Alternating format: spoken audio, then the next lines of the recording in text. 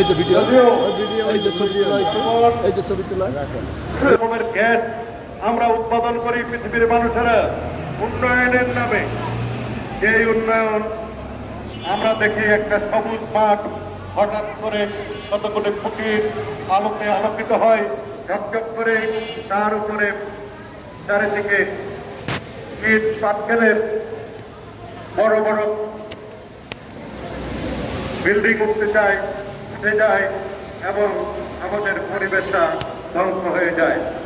সংগ্রামী বন্ধুগণ, আমরা উন্নয়নের যে নীতি, উন্নয়নের যে লক্ষ্য, সেই লক্ষ্যটাকে পরিবেশ বান্ধব করার জন্য আহ্বান জানাই।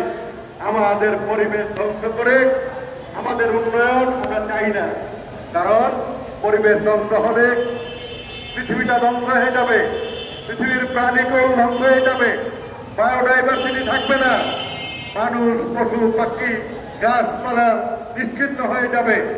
এই যে মানুষ পশু পাখি গাছপালা নিশ্চিহ্ন হয়ে গেলে এই পৃথিবীর এই যে সূর্যের চারিদিকে আবর্তন, এই আবর্তনটা হয়ে যাবে অর্থহীন, মানুষ শূন্য এই পৃথিবী। ধ্বংস করো এবং পৃথিবীটাকে বাঁচতে দাও, আমাদের বাঁচতে দাও, পশু প্রাণী পাখি জীবন